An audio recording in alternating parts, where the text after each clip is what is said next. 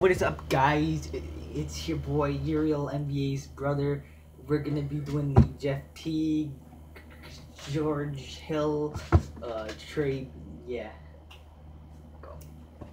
So what he was saying was, welcome back to another Uriel NBA video. Today we're gonna be talking about the trade that made the Hawks get the 12th pick in the draft. Jeff Teague go to the Pacers and George Hill go to the Jazz. Why would the Jazz trade the 12th pick for some George Hill? I don't know. Man, this make no type of sense. Alright, sorry about that. Sometimes I just want to drink. But that's besides the point. I'm talking about this trade now. So I obviously think it's a bad trade for the Utah Jazz, and it's a good trade for the Atlanta Hawks. Atlanta Hawks pretty much got a free pick. So yeah, the 12th pick is pretty high pick. The Hawks could get like Jaylen Brown if he falls down, or they could get like Scala Bissier, Marquise Chris, Malik Beasley. You know, any of those players they could get on their team just like that after a really bad trade for the Jazz. Alright, by the way, if you're wondering why it's dark outside, and it was not dark outside when I made the Derrick Rose trade video thing, it was because it's nighttime now. I was searching up the Derrick Rose and this trade the whole day, and you know, the YouTube grind, I'd be making videos until 3 o'clock in the morning, editing them and stuff. Alright, so yeah. Alright, so if you're wondering why it's a different day, because I'm wearing a different shirt and it's light outside now, it's because the other half of my video got like corrupted and it got deleted, so now I gotta make this half of the video again. So I think it's a bad trade for the Jazz because they lost their 12th pick just for George Hill, pretty much. So yeah, and Jeff Teague, it's a good trade for the Pacers because now they have Jeff Teague, because so now they could score even more, because Paul George like last year in the playoffs, last year in the playoffs, he was kind of like, when he faced up, sometimes in the playoffs he got guarded, so he needed another player to score, and sometimes that would be Miles Turner, but sometimes Miles Turner would like not come up clutch, and I think Jeff Teague would come up clutch, because you saw him last year in the playoffs. He made a couple of clutch threes against I can't remember which team they're versing, but he made a couple of clutch threes for them. So yeah, and the Hawks, it's a good trade for them. They got the 12th pick, so that could be like Jaylen Brown, Marquise Chris, or anybody like that.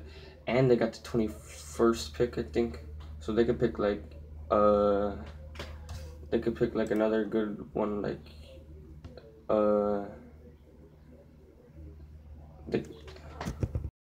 okay, as I was saying, the Hawks could pick Wade Baldwin at the 21st pick, or someone like Henry Ellison if he falls, you know, like, or they could pick Scala Bissier at the 12th pick. Also, he could like be a good addition because they have not a lot of big men, and yeah, he can be a good big man.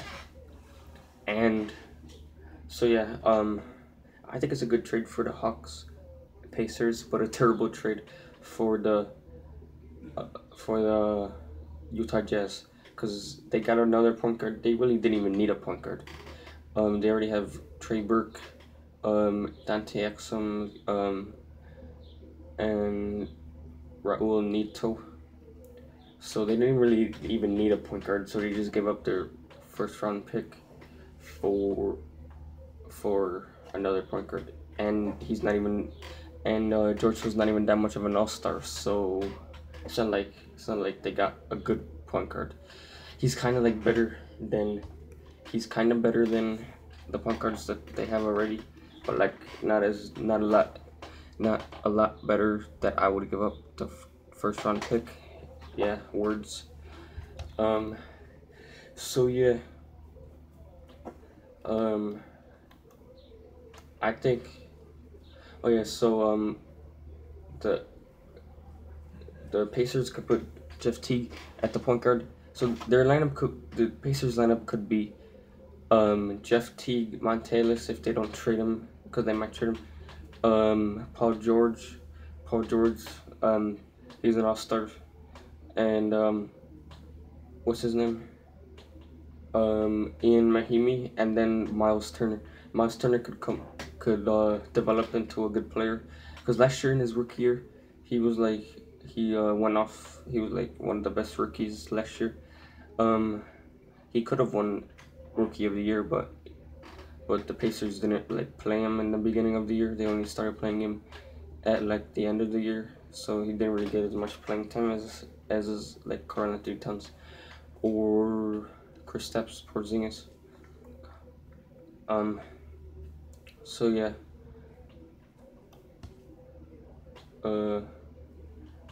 And the Hawks, they could get like 2 good players in the draft right here. Like, I don't think the Utah Jazz must have been like drunk or something, thinking of accepting that trade. Sorry about that. To the Utah Jazz. The Utah Jazz must have been drunk doing that trade. Alright, so let's see here. So if the Utah Jazz would have kept their pick, let's see who they could have got. I'm gonna go for power forwards or small forwards, because that's mainly what they need. So they could have got Skal Labissière. He could have been a pick. They could have got like let me check. Like he could have got like they could have got like DeJounte Murray or whatever for Ken Korkmaz or Jaylen Brown if he fell. And nope, they got rid of it for some George. Nope, they got rid of it for George Hill. How about to get rid of it for George Hill? I don't know. I think it's a bad trade for the Jazz. Good trade for the Hawks and Pacers. So yeah.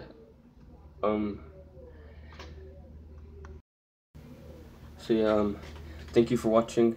That's gonna be all for this vid. Like, subscribe, share, and check out my Twitter. My Twitter is @NBA_Uriel. It's gonna be in the description, and my Instagram is @__Uriel7. So go follow me on those to keep up with my life, I guess, because I'll be tweeting about everything. And Instagram, you could just go to follow me and see my pictures and videos, I guess. I got like 150 pictures, like, oh my god. So yeah, bad trade by the Jazz, good trade for the other 2 teams, Hawks and Pacers.